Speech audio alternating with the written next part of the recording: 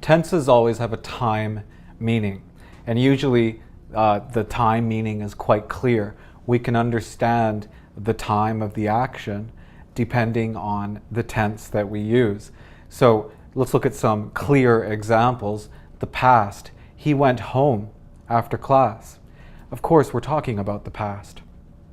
She was reading a book when I called. Of course, we're talking about the past. We're using the past tenses. The present. The children are going to kindergarten. She doesn't smoke.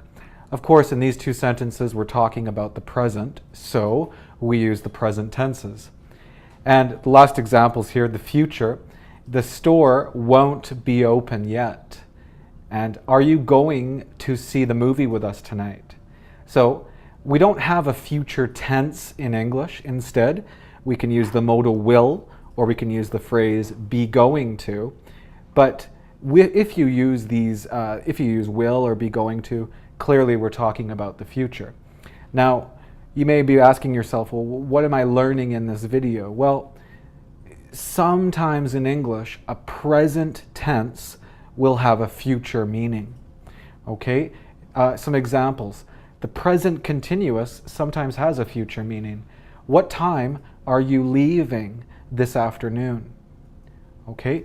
Now, sometimes the present simple we use to talk about a future scheduled event. So example, my plane arrives tomorrow evening. Okay? Also, one more example in the present continuous. She is going on a trip next week. So sometimes the present tenses have a future meaning. And then finally, sometimes the past tenses have a present meaning. And this is especially true when we use imaginary language, the second conditional, the third conditional. So the first example, I wish I were rich. I were. Now we usually say were for the be verb if we're using imaginary second conditional, third conditional language.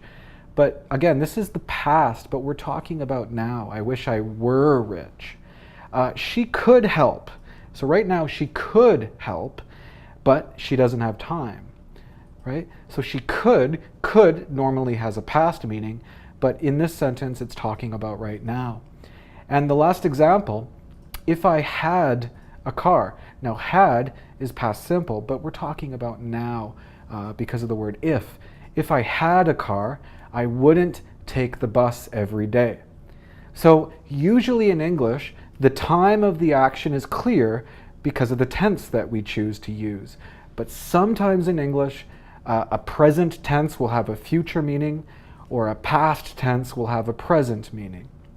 If you'd like to practice this more, click on the link in the video.